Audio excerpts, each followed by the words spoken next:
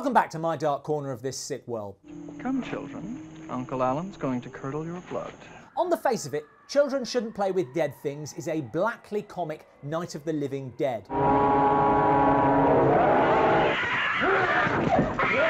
But with the socially diverse microcosm of society replaced by a theatre troupe playing silly buggers in a graveyard. Crudely put, but basically accurate. Under the guidance of troupe director Alan... It's a good thing he's a director, because wow, what a bad actor. A man who needs to hear the sound of his own voice more than he needs his next breath. The magnitude of your similitude overwhelms me. They dig up a corpse with the intention of bringing it back to life. But... Roy? Certainly, you crazy bitch! You mean this was a gag? This is the movie's first issue. We've spent half an hour building to something that turns out to be an elaborate prank. You've got a weird sense of humor. And all it's done is introduce a pair of gay stereotypes. Yeah, we're trying to go straight. But since we're here, we may as well try it for real. If we judge by past performance, I don't think I'll bore anybody. And so begins the longest invocation poor Satan has ever had to sit through. Oh, great diviner, master of the three worlds. It's not just that Alan loves the sound of his own voice. By the flesh made proud, by the soul devoured of itself. Writer-director Bob Clark loves it too. Lord Almighty of the underworld, release the souls of all thy servants who lie here unredeemed. Or at least loves the sound of his own dialogue. By Lucifer, Beelzebub, Mephistopheles, Arcanes, and all the underlords we do entreat, let them rise. And when the invocation fails... Satan, you phony. He still won't shut up. You cretinous clown! There's no way Clark didn't write this with an open thesaurus beside him. Cheap chiseling con artist, two-bit penny ante potion peddler. Then one of his actresses points out why this didn't work. Because it takes an artist to deal with the devil. And we got to listen to her version. Hail, mighty master of evil! The wisecrack heavy dialogue is amusing at the start. Anybody want to quit? But it never stops. Hey, Alan, who's your travel agent? Count Dracula? Don't worry. They only drink kosher blood here.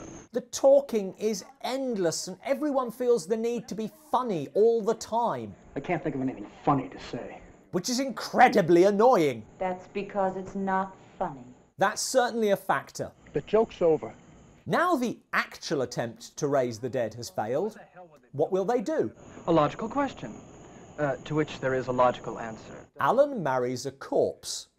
Careful, that's my bride-to-be you're talking about. Meanwhile, out in the graveyard, the gay couple are reburying someone. Oh, look at that ring. Isn't it fantastic? Oh. Yes, I've heard they can't resist jewellery. Finally, the dead do rise, including Anakin Skywalker. And the last 20 minutes of the film are pure Night of the Living Dead. Albeit with a slightly different ending in which the zombies trick them into leaving the house. They're gone.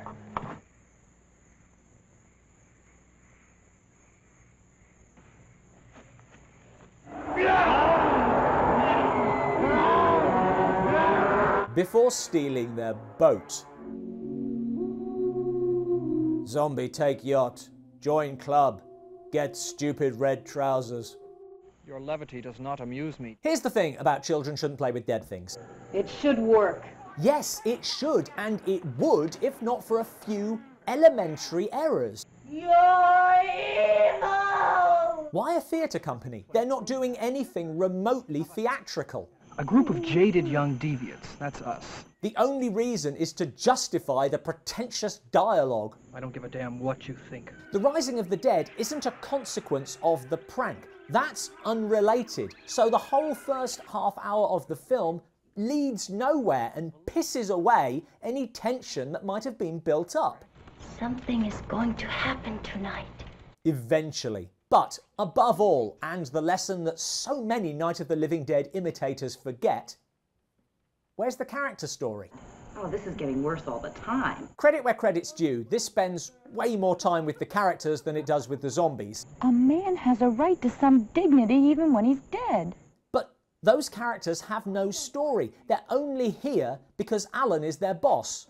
Perhaps you shouldn't be working for someone so, disgusting. And his motives are way too weird to care about. And I think, in time, we may get even closer. Also, he's a jerk. You want to take someone? Take her! What people perceive as evil in ghosts and spirits is only a reflection of their own malevolence. The only dramatic storyline is the zombie attack, and that doesn't happen until 20 minutes before the end, by which time I was just grateful for anything that stopped them from talking. So why don't you just shut up? It's a 90-minute movie about people who apparently want nothing, gain nothing, lose nothing, do nothing. I peed my pants. You can't base a movie around that. We didn't know what we were doing. Thanks for watching. Please don't forget to subscribe. Some people vigorously defend this movie online. Are there any movies that you defend that everybody else hates, or that you hate which everybody else defends? Let us know in the comments below. They've stopped.